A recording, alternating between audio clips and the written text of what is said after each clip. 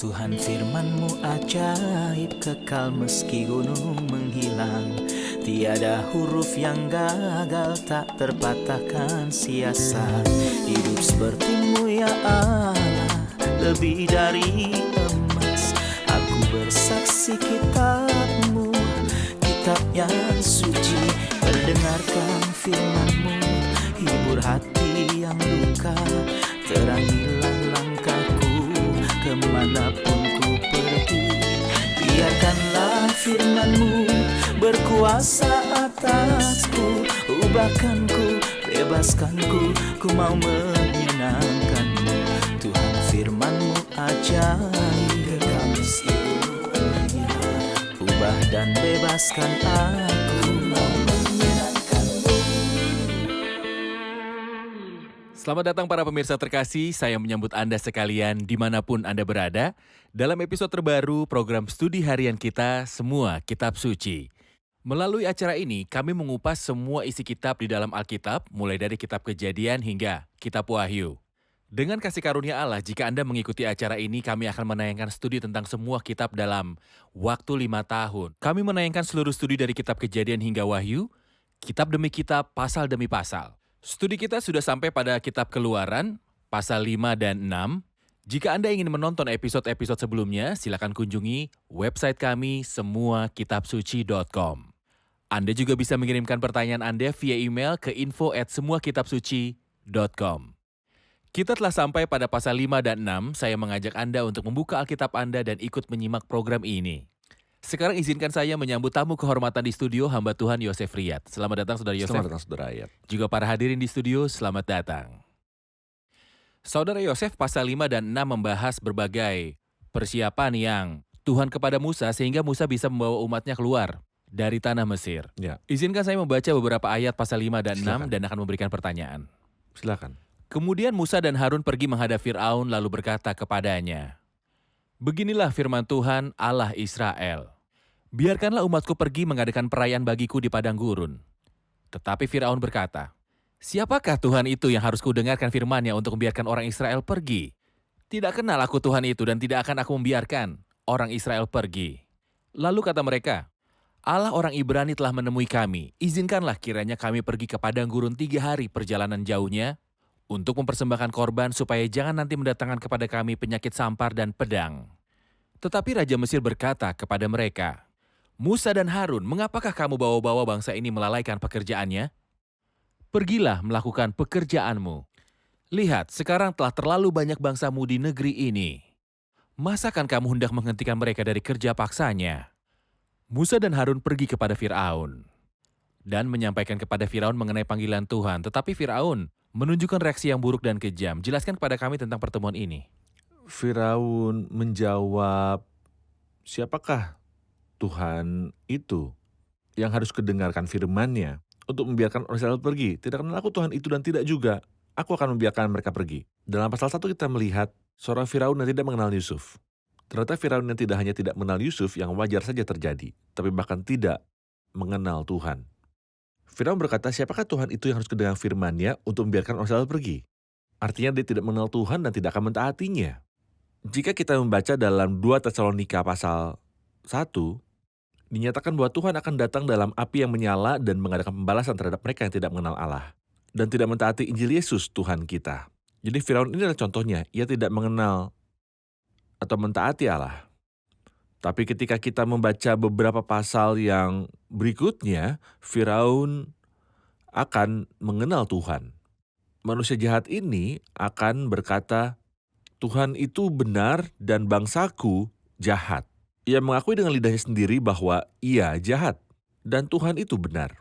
Tuhan akan membuatnya, siapa yang dapat berkeras melawan dia dan tetap selamat? Aku membiarkan engkau hidup bukan hanya agar engkau mengenalku, yakni supaya memperlihatkan padamu kekuatanku dan supaya namaku dimasyhurkan di seluruh bumi.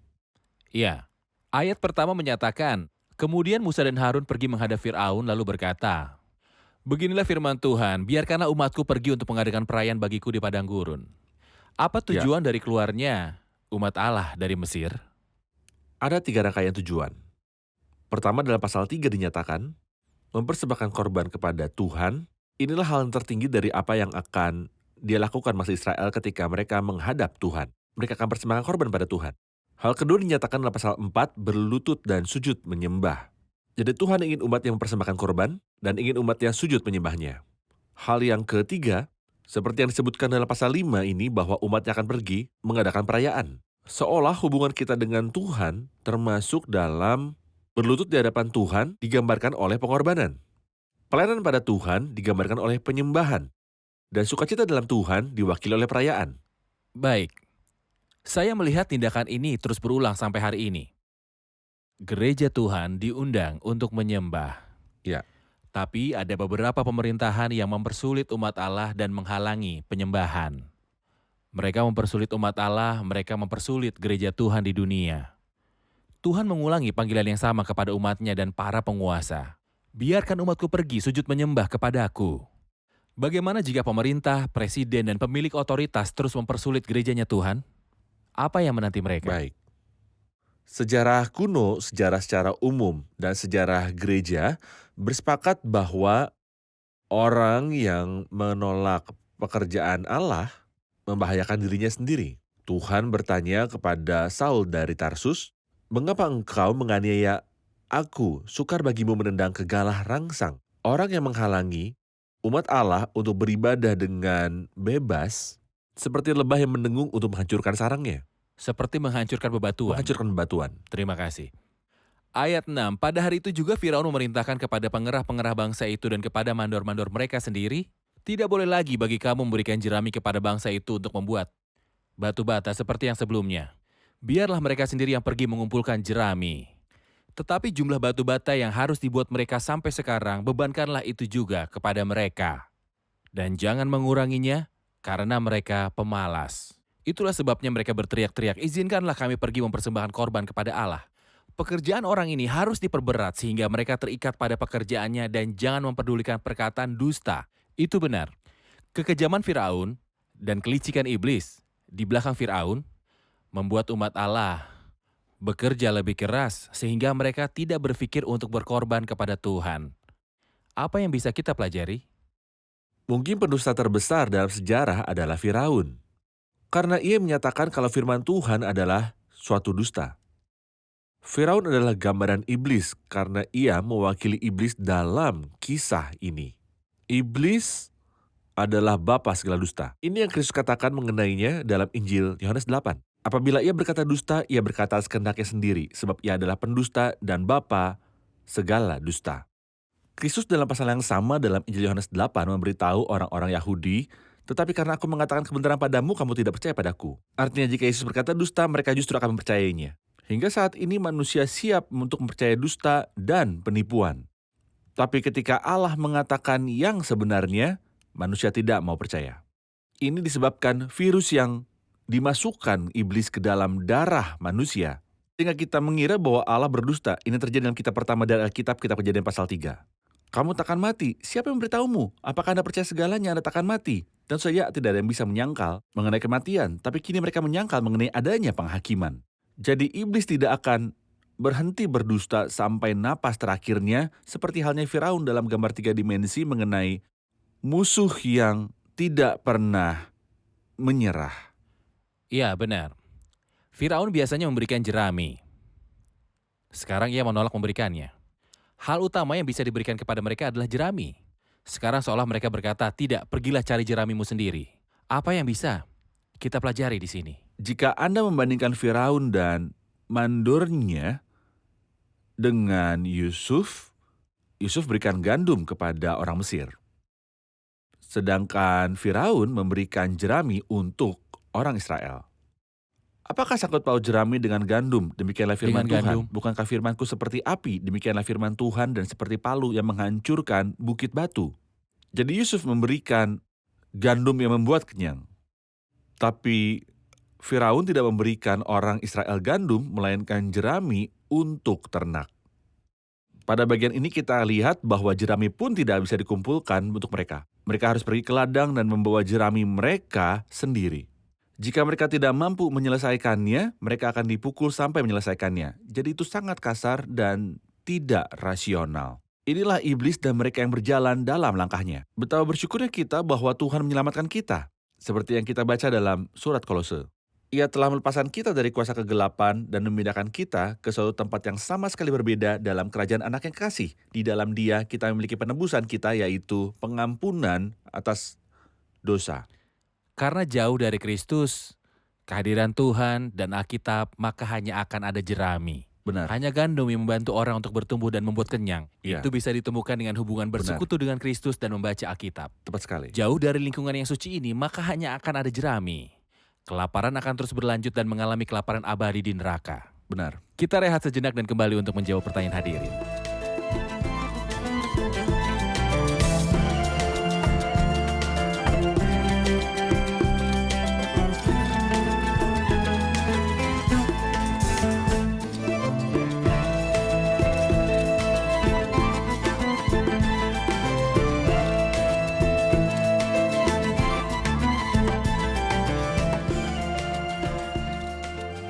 Ayat 3 menyatakan, lalu kata mereka, Allah orang Ibrani.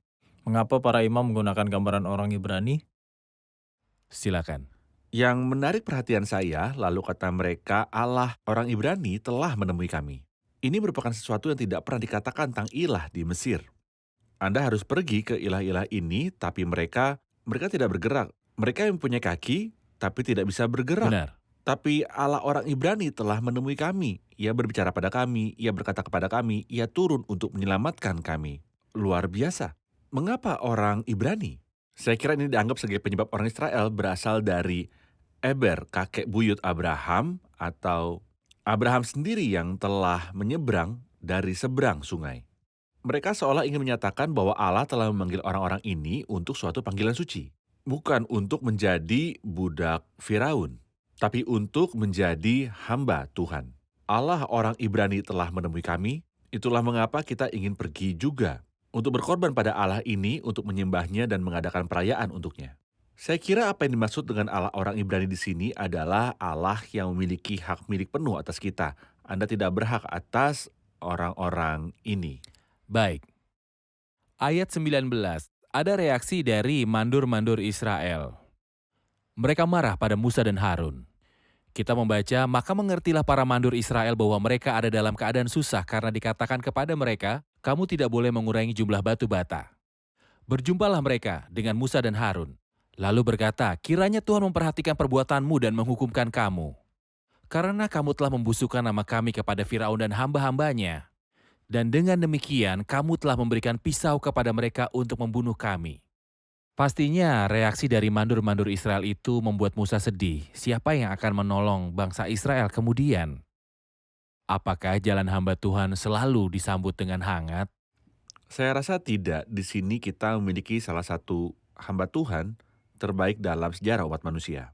Begitulah caranya bangsa Israel dan para mandur itu memperlakukan hamba Tuhan yang setia ini. Kelak orang Israel malah ingin melempari Musa dan Harun dengan batu terkait hasil pengantaian tanah Kanaan. Jadi jalannya para hamba Tuhan tidak selalu mulus. Rasul Paulus juga merupakan hamba Tuhan yang luar biasa, tapi ia berkata kepada jemaat Korintus, jadi jikalau aku sangat mengasihi kamu, masakan aku semakin kurang dikasihi? Ia berkata kepada jemaat di Galatia, apakah dengan mengatakan kebenaran kepadamu, aku telah menjadi musuhmu? Kristus sendiri juga pikirkan tentang Kristus. Bagaimana Kristus menghadapi mereka yang datang untuk dilayaninya. Mereka lebih memilih untuk membunuhnya. Semuanya ini adalah harga dari pelayanan, tapi upahnya pasti akan datang. Ketika Musa dan Harun disalahpahami, kita membaca ayat 22. Lalu Musa kembali menghadap Tuhan, katanya, Tuhan, mengapakah kau perlakukan umatmu begitu bengis? Benar. Musa berpaling kepada Allah.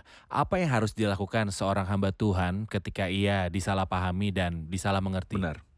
Dalam kitab Mazmur 9 ayat 9 ada sebuah ayat indah yang mengatakan, demikianlah Tuhan adalah tempat perlindungan bagi orang yang terinjak. Tempat perlindungan pada waktu kesesakan orang yang mengenal namamu.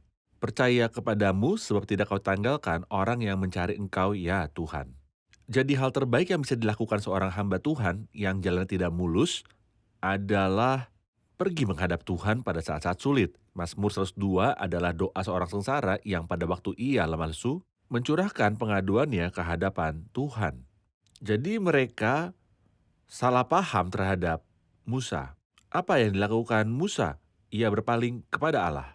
Ada ayat yang menunjukkan hal yang tidak baik, yaitu ayat 15, sudah itu pergilah para mandur Israel pada Firaun dan mengadukan halnya kepadanya. Iya. Ini bencana. Apakah Anda mengadu kepada Firaun? Apakah Firaun memiliki belas kasihan? Bukankah ia yang memberi perintah bahwa segala anak laki-laki yang lahir harus dilempar ke dalam sungai Nil? Bukankah ia yang memberi perintah kepada dua bidan itu untuk membunuh segala anak laki-laki? Anda malah akan mengadu kepadanya. Apakah Firaun peduli? Tetapi Musa mengenal Tuhan. Lalu Musa kembali menghadap Tuhan, katanya, Tuhan, hal terbaik untuk dilakukan dalam keadaan sulitnya kita adalah berpaling kepada Tuhan dan berbicara padanya. Izinkan saya melanjutkan ke pasal 6, membaca beberapa ayat dan kemudian akan bertanya pada Anda. Tetapi Tuhan berfirman pada Musa, sekarang engkau akan melihat apa yang akan kulakukan kepada Firaun. Sebab dipaksa oleh tangan yang kuat, ia akan membiarkan mereka pergi. Ia akan mengusir mereka dari negerinya. Selanjutnya berfirmanlah Allah kepada Musa, Akulah Tuhan, aku telah menampakkan diri kepada Abraham, Ishak, dan Yakub sebagai Allah yang Maha Kuasa. Tapi dengan namaku Tuhan, aku belum menyatakan diri. Bukan saja aku telah mengadakan perjanjianku dengan mereka, untuk memberikan kepada mereka tanah Kanaan tempat mereka tinggal sebagai orang asing. Tetapi aku sudah mendengar juga orang-orang Israel yang telah diperbudak oleh orang Mesir, dan aku ingat kepada perjanjianku. Saya ingin membahas pernyataan ini. Aku telah menampakkan diri kepada Abraham, Ishak, dan Yakub sebagai Allah yang Maha Kuasa. Tetapi dengan namaku, aku belum menyatakan diri. Bukankah Tuhan sudah dikenal sebagai Yahweh oleh Nuh, Abraham, dan Ishak? Atau memang ini pertama kali? Ini pertanyaan yang bagus. Pertama saya ingin menarik perhatian kepada tiga orang ini. Ayat 24 dari pasal 5 kita membaca tentang apa yang telah Allah lakukan. Sebab dipaksa oleh tangan yang kuat. Ia akan membiarkan mereka pergi, ia dipaksa oleh tangan yang kuat, ia akan mengusir mereka dari negerinya. Inilah yang akan Tuhan lakukan pada Firaun. Ayat 1 dan 2 kita membaca tentang nama Tuhan, inilah yang Anda tanyakan. Ayat 3 kita membaca tentang perjanjian Tuhan. Mengenai pertanyaan ini, bukankah Tuhan sudah pernah dikenal sebagai Yahweh? Saya rasa mereka tahu. Contohnya Abraham menyebut tempat di mana ia mempersembahkan Ishak, di mana Tuhan mengasihani Ishak dan Abraham, di mana Tuhan menyuruh Abraham mengorbankan seekor domba jantan, bukan Ishak. Abraham mengenai tempat itu, Tuhan menyediakan. Jadi Abraham mengenal Tuhan, Yahweh. Tapi Tuhan seolah ingin berkata pada bagian ini, dalam hubunganku dengan mereka, aku adalah yang Maha Kuasa. Yang mengadakan perjanjian, ia adalah Allah yang Maha Kuasa. Ketika Tuhan menampakkan diri pada Abraham dalam kitab Kejadian pasal 17, ia berfirman padanya, akulah Allah yang Maha Kuasa. Hiduplah di hadapanku dengan tidak bercela. Tapi ketika Tuhan menggenapi janji yang diadakannya, itu karena ia adalah Allah yang Maha Kuasa. Ia dikenal dengan nama Yahweh. Karena itulah sebagai pemberi janji, ia adalah El Shaddai, Allah yang Maha Kuasa. Sebagai penggenap janji yang diadakannya, ia adalah Yahweh, yang tidak akan melanggar perjanjiannya, yang tidak mengubah apa yang keluar dari bibirnya. Jadi, Tuhan adalah El Shaddai, Allah yang Maha Kuasa, yang dikenal oleh Abraham. Abraham juga mengenal Tuhan sebagai Yahweh. Ya. Kita kembali membahas hal ini. Kita telah menjelaskannya juga dalam bagian pendahuluan kitab Kejadian untuk menjawab teori yang menganggap adanya 4 sumber, yang mengatakan bahwa kitab Taurat Musa ditulis berdasarkan 4 sumber. Satu sumber menggunakan kata Elohim, sementara sumber lain Yahweh. Penulis dari sumber yang satu tentu saja berbeda dari penulis dengan sumber yang lainnya. Tidak, kita melihat bahwa Abraham mengenal El Shaddai dan Yahweh. Umat Allah mengenal El Shaddai dan Yahweh sebagai satu Tuhan yang sama. Mengenai teori kritik tinggi, dikatakan bahwa teori itu berasal dari orang-orang yang jauh dari Alkitab, yang jauh dari berbagai nilai etika. Benar. Seorang dokter yang rusak di Prancis dan seorang teolog Jerman yang rusak mengemukakan teori kritik tinggi ini. Tapi puji Tuhan, ada beberapa orang taat yang telah membongkar penyesatan dan fitnah ini. Baik, kita rehat sejenak dan kembali untuk menjawab pertanyaan hadirin.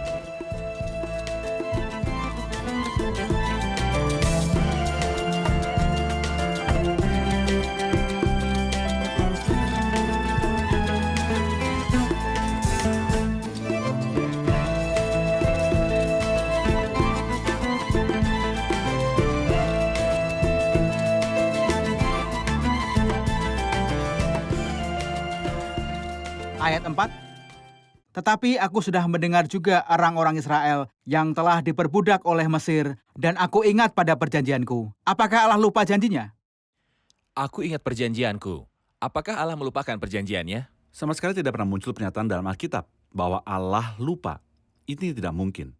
Tapi dalam Alkitab memang ada pernyataan bahwa Allah ingat dan Allah tidak ingat, sesuai dengan kehendaknya. Ada perbedaan besar antara yang saya lupakan, saya lupa karena manusia pelupa. Tapi Allah tidak seperti itu. Allah tidak ingat ketika ia memilih untuk tidak mengingat. Yang dimaksud dengan ingat di sini adalah tentang waktu pemenuhan janji itu. Ini bukan pertama kalinya kita membaca tentang Allah mengingat. Jika kita membuka pasal 2 di kitab Keluaran, kita akan membaca lama sesudah itu matilah Raja Mesir. Tetapi orang Israel masih mengeluh karena perbudakan dan mereka berseru-seru. Sehingga teriak mereka minta tolong karena perbudakan itu sampai pada Allah. Allah mendengar mereka mengerang. Lalu ia mengingat pada perjanjiannya dengan Abraham. Sudah tiba waktunya. Tuhan memberitahu Abraham tentang suatu rentang waktu, yaitu 400 tahun. Kitab Kejadian dalam 15. Kitab Kejadian 15. Tuhan menunggu, tapi kini sudah tiba waktunya. Itu sebabnya aku ingat pada perjanjianku, bukannya aku Mewujudkan lupa, perjanjiannya. menyebutkan perjanjiannya tepatnya. Ia tidak lupa tapi menyebut perjanjiannya. Ia menyebutkannya karena sudah tiba Ia waktunya. mulai menepatinya. Ia mulai menepatinya, baik. Ia ingat perjanjiannya. Saya ingin membahas ayat-ayat selanjutnya dimulai dari ayat yang kelima. Baik. Sebab itu katakanlah kepada orang Israel, Tuhan menyatakan mengenai 7 langkah yang akan dilakukannya bagi orang Israel untuk menggenapi janjinya. Diawali dengan akulah Tuhan, diakhiri akulah Tuhan. Aku akan membebaskan kamu dari kerja paksa orang Mesir, melepaskanmu dari perbudakan mereka, dan menebusmu dengan tangan yang teracung dengan hukuman-hukuman yang berat. Mengangkatmu menjadi umatku, dan aku menjadi Allahmu. Supaya kamu tahu bahwa akulah Tuhan Allahmu yang membebaskan engkau dari kerja paksa orang Mesir. Dan aku akan membawa kamu ke negeri yang dengan sumpah telah kujanjikan memberikannya kepada Abraham, Ishak dan Yakub. Akan kuberikan menjadi milikmu. Akulah Tuhan. 7 langkah ini dimulai dan diakhiri dengan akulah Tuhan. Apa yang bisa kita pelajari? Untuk memahami bagian ini, kita harus kembali ke pasal sebelumnya ketika mandur-mandur Israel pergi untuk mengadu dan mengucapkan kata-kata kasar pada Musa. Musa menyampaikan keluhannya kepada Tuhan, itu seperti beban dalam hati dan nuraninya. Engkau tidak melepaskan umatmu sama sekali. Jadi Tuhan menjawab Musa di permulaan pasal 6 ini, tetapi Tuhan berfirman pada Musa. Ayat 1 pasal 6 selanjutnya berfirmanlah Allah pada Musa. Kemudian Allah memberitahu Musa mengenai langkah-langkah yang akan dilakukannya. Musa menyampaikan firman-Nya dengan sungguh-sungguh kepada orang Israel dan mandur-mandur. Tapi kita membaca pada akhir bagian ini, tapi mereka tidak mendengarkan Musa karena mereka putus asa. Dan karena perbudakan yang berat itu. Apa saja ketujuh hal yang disebutkan di sini? Seperti yang kita baca dalam ayat 5, aku akan membebaskan kamu dari kerja paksa orang Mesir, itu yang pertama. Aku akan melepaskan kamu dari perbudakan mereka. Aku akan menebus kamu dengan tangan yang teracung dan dengan hukuman-hukuman yang berat. Aku akan mengangkat kamu menjadi umatku. Aku akan menjadi Allahmu. Aku akan membawa kamu ke negeri, aku akan memberikannya kepadamu untuk menjadi milikmu. Luar biasa. Seperti Anda katakan sebelumnya dimulai dengan pernyataan, akulah Tuhan. Dan diakhiri dengan akulah Tuhan, seolah Tuhan sedang membubuhkan tanda tangannya. Akulah yang tidak berdusta, apa yang keluar dari bibirku tidak bisa diubah untuk selama-lamanya. Tapi sayangnya kita membaca orang Israel tidak mendengarkan Musa. Karena mereka putus asa dan karena perbudakan yang berat itu. Artinya, kita tidak membutuhkan Tuhan bekerja untuk kita saja. Tapi Tuhan akan bekerja dalam kita untuk percaya pada apa yang telah dilakukannya untuk kita. Sebenarnya, Tuhan telah bekerja untuk kita. Ia juga bekerja dalam kita untuk percaya kepadanya. Ini sangat jelas pada bagian ini terkait orang Israel, meskipun Tuhan mau bekerja. Tapi mereka tidak percaya dan mendengarkan. Karena mereka putus asa dan karena perbudakan yang berat itu. Ketika saya membaca bagian ini, saya ingin memberinya judul 7 rangkaian janji dan jaminan ilahi. Ya. Seolah Tuhan membuka 2 tanda kurung. Tanda kurung yang awal yang pertama adalah akulah Tuhan dan yang akhir akulah Tuhan. Jaminan untuk melakukan ke-7 langkah ini terdapat dalam 2 tanda kurung tersebut. Bangsa Israel keluar dari Mesir karena akulah Tuhan. Keselamatan terjadi karena akulah Tuhan. Jaminan janji ilahi bagi kita tidak terdapat dalam kita, tetapi karena Ia adalah Tuhan. Baik. Tuhan ada bagi kita dengan segenap kekuatannya untuk menggenapi janji dan berkat-Nya bagi kita. Sebab Allah tidak menyesali kasih karunia dan panggilannya. Semangat mereka yang hancur telah menghalangi mereka untuk Benar. menikmati janji-janji Tuhan terlepas dari semua jaminannya. Saya ingin mengakhiri episode ini dengan membaca bagian yang membahas tentang silsilah Musa dan Harun. Sebenarnya saya sudah sampai pada silsilah ini. Kita mulai dari ayat yang ke-13. Inilah para kepala kaum keluarga mereka. Ia mulai dengan Ruben. Kemudian berbicara tentang Simeon. Kemudian Lewi dan kemudian berlanjut berfokus pada anak-anaknya hingga mencapai Amram, Yokebed, Harun, dan Musa. Saya ingin tahu mengapa ia tidak menyebutkan anak-anak Yakub. Yang lain, mengapa? Ia ingin fokus pada suku Lewi secara khusus karena dari suku inilah Musa dan Harun berasal, orang yang akan menyelamatkan orang-orang keluar dari Mesir. Ada hal serupa yang kita lihat dalam kitab Tawarikh. Ketika kita membaca tentang silsilah, tapi pada bagian itu berfokus pada silsilah suku Yehuda. Pada bagian ini suku Yehuda tidak disebut sama sekali. Begitu juga dengan 9 anak yang lainnya setelah Yehuda. Ia tidak menyebutkan semua, hanya 3 anak yang pertama dan kemudian diakhiri dengan Lewi. Lalu berhenti pada silsilah dari Harun dan Musa, itu adalah Amram dan Yokebed. Amram kawin dengan bibinya Yokebed seperti yang kita baca dalam ayat 19 pada pasal 6 ini. Jadi karena kitab Keluaran dipenuhi dengan imamat, maka terfokus pada suku Lewi. Ya. Sementara kitab Tawarikh dipenuhi dengan tahta atau pemerintahan, jadi berfokus pada suku Yehuda. Tepat sekali. Ini membuktikan otoritas ilahinya Alkitab. Tepat sekali. Tidak ditulis menurut pikiran manusia. Tidak. Ya, baik. Kita sudah sampai di akhir episode. Kita akan rangkum bersama hadirin. Apa yang Anda pelajari di episode ini? Tuhan membawa orang Israel keluar, alasannya membawa mereka keluar supaya bisa mempersembahkan korban dan menyembah Dia. Sehingga mereka bisa menyembah, melayaninya, mengadakan perayaan, dan bersukacita dengannya. Tetapi ketika mereka keluar, sebenarnya bangsa Israel tidak hidup seperti ini. Meski mereka tahu siapa Tuhan itu, mereka menghabiskan waktu dengan bersungut-sungut dan meragukannya. Jadi saya ingat bahwa Tuhan sudah menyelamatkan dan memanggil kita. Tapi kita bisa saja menyia-nyiakan hidup kita yang telah diberikannya dengan berbagai persoalan, kekhawatiran, dan kecemasan, lupa bahwa Ia menyelamatkan kita. Mari belajar dari kesalahan ini. Di akhir kitab Kejadian, Yusuf memberikan gandum pada orang Israel, sebuah gambaran Kristus. Dan Fir'aun memberikan jerami, sebuah gambaran iblis. Saya senang bahwa Musa datang menghadap Tuhan. Seperti hamba Tuhan sedang menghadapi kesulitan di dalam perjalanan imannya. Maka ia kembali pada Tuhan. Tuhan menjadi perlindungannya, seperti yang kita baca dalam Mazmur 9 ayat yang 10. Terima kasih, Tuhan memberkati. Terima kasih Saudara Yosef, Tuhan memberkati. memberkati. Pemirsa terkasih, seperti yang kita bahas dalam episode ini, Tuhan mengingatkan tentang perjanjiannya. Ia tidak melupakannya, tetapi Tuhan mengingat janji-janji itu. Dan mulai menggenapi perjanjian yang pernah dibuatnya kepada Abraham dalam kitab Kejadian pasal 15.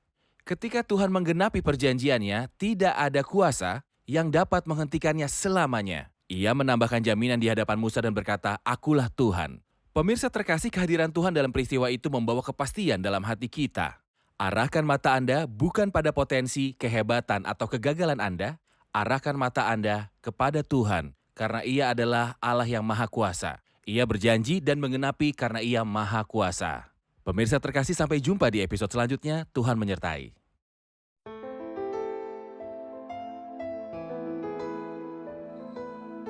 Tuhan firman-Mu ajaib, kekal meski gunung menghilang.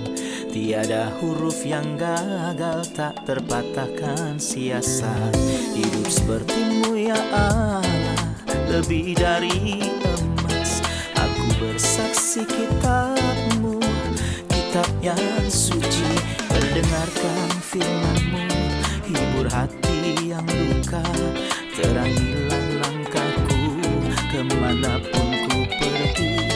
Biarkanlah firman-Mu berkuasa atasku. Ubahkanku, bebaskanku, ku mau menyenangkan-Mu. Tuhan firman-Mu ajaib, ubah dan bebaskan aku.